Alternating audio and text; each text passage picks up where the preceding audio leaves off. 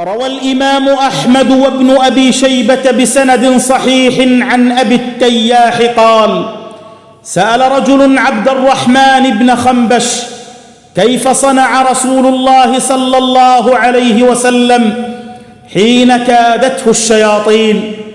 قال: جاءت الشياطين إلى رسول الله صلى الله عليه وسلم من الأودية، وتحدرت عليه من الجبال، وفيهم شيطان معه شعلة من نار يريد أن يحرق بها رسول الله صلى الله عليه وسلم. قال: وجاء جبريل فقال: يا محمد قل. قال: ما أقول؟